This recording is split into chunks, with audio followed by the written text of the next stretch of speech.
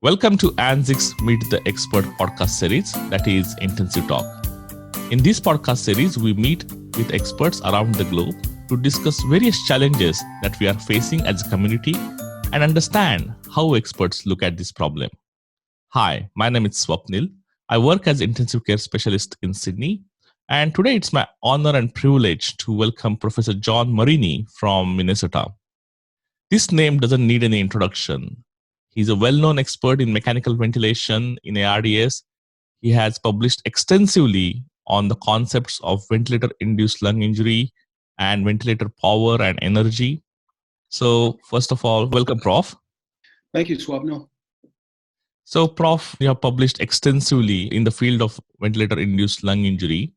So what's your perspective on lung injury in COVID-19? Well, Swapnil, everyone is trying to put all the pieces together, but here more than ever, it's important to have a perspective that it's multifactorial and that this particular variant of the broad category we call ARDS is different. Why is it different? It's different because it attacks the endothelium of the blood vessels throughout the body, but because the body has a blood flow that pours extensively through the lung, in fact, the entire cardiac output goes through the lung, vulnerable pieces of the lung begin to injure maybe earlier than any other organ. In so doing, it initiates a type of ARDS in which considerations of what's happening on the vascular side of the alveolar capillary membrane is incredibly important. And here, at least in the early phase, there is a departure from what we expect to occur and what actually occurs. The other interesting thing about this disease is that it affects all organs in the system, in the body, particularly those that receive high vascular flows. It attacks people who have pre-existing vascular injuries or predispositions to vascular injury, namely diabetes, hypertension, advanced age. The fact that the compliance of the lung unexpectedly is very good. When the patient is first intubated and you can measure the compliance of the lung appears to be quite flexible, and therefore the techniques that we use to open the lung are really not necessary and actually divert blood flow to the wrong areas. Thanks, Prof. And I think that's a nice segue into the next question. And you mentioned about the Willy vortex. A lot of the listeners might not be familiar with this concept of Willy vortex. And do you think that Willy vortex or this concept of ventilator-induced lung injury is the reason for high mortality in COVID-19, especially in that early phase when we are applying the ARDS mechanical ventilation strategies? So the short answer to your question is yes, it contributes. No, it isn't the entire explanation, but it may set in motion. So what's your thoughts on ventilation strategy in the early phase, and what's your recommendations to avoid this Willy vortex? What's important is the power that is concentrated on a lung that becomes progressively smaller and more vulnerable to the concentration of power needed to keep the ventilation and oxygenation where they should be. I think one principle is don't let the patient struggle. Don't let them struggle to breathe. Don't let them have a high minute ventilation demand. Don't make them have a high oxygenation demand. And that means keep them calm, keep them comfortable, try to reduce high fever.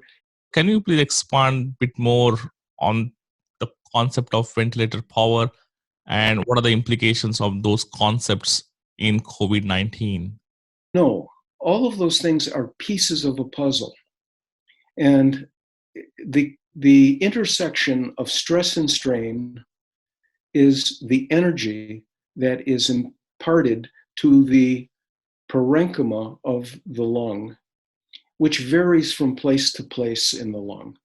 So you may have some sections that are quite vulnerable to injury because of excessive strains and energy that is required to produce the excessive strain.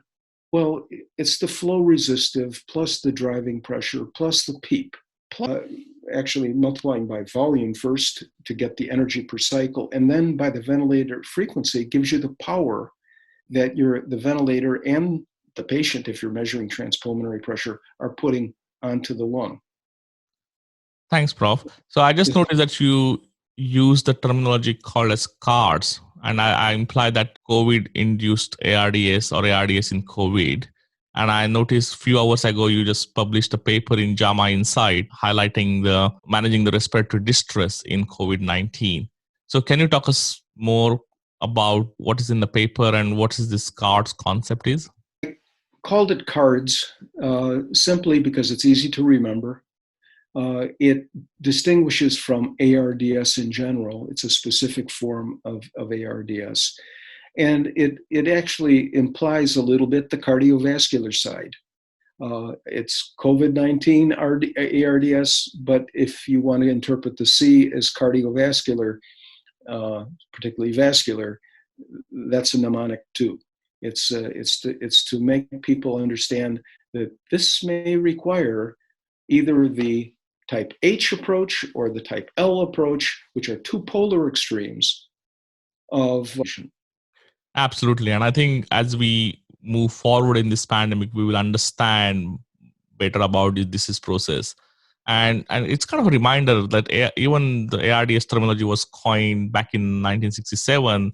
It took probably 50, 60 years for us to understand ARDS concept, and probably we're still learning about this concept.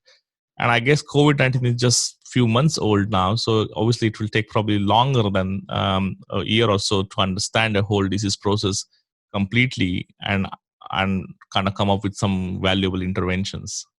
What we call ARDS is often not what Tom Petty and Ashbaugh presented in 1967. They talked about a stiff lung, low compliance. They visualized it as diffuse lung injury. We have made it almost disappear from our understanding of what the stiffness part of it, the low compliance part of it. And therefore, these people with COVID who have actually good compliance, decent compliance, don't really fit what was imagined as ARDS all that time ago. And I have been concerned about these definitions that are used in trials because the trials are wonderful pieces of information. They give us lots of insights and so on. But unfortunately, it's such a broad definition, and it's an oxygenation-based definition. Really, when you think about it, it's a deterioration and a refractory oxygen exchange that's of relatively acute onset. They're talking about 7 days. Okay, maybe 7 days.